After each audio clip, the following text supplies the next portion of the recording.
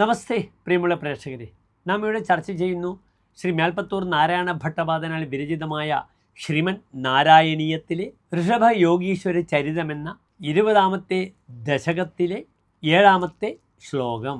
നവാഭവൻ യോഗിവര നവാന്യേ ത്വപാലയൻ ഭാരതവർഷഖണ്ഡാൻ സൈകാ ത്വശീതിസ്ഥവശേഷപുത്രാഃ തപോഫലാദ്ഭൂസുരഭൂയമീയുഃ. ഇനി ശ്ലോകത്തിൻ്റെ പദച്ഛേദം ശ്രദ്ധിക്കുക.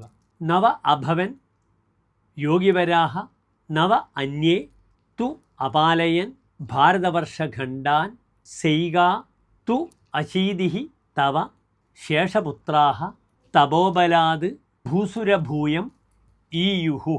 അടുത്തതായി ശ്ലോകത്തിൻ്റെ അന്വയം ശ്രദ്ധിക്കുക. യോഗിവരാഹ നവ അഭവൻ അന്യേ നവ ഭാരതവർഷഖണ്ഡാൻ തു അപാലയൻ സൈകാ അശീതിഃ തവ ശേഷപുത്രാഃ തു തപോബലാത് ഭൂസുരഭൂയം ഈയുഃ. ഋഷഭരാജാവിൻ്റെ പ്രഥമപുത്രനായ ഭരതൻ രാജാവായി അഭിഷേകം ചെയ്തു. 100 പുത്രന്മാരിൽ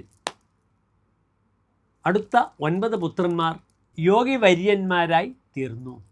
മറ്റ് 9 പേർ ഭാരതത്തിലെ ഓരോ ഭൂഖണ്ഡത്തെ ഭരിച്ചു. ബാക്കി 81 പുത്രന്മാർ തപോബലത്താൽ ബ്രാഹ്മണ്യത്തെ പ്രാപിക്കുകയും ചെയ്തു എന്ന് സാരം. നമസ്തേ.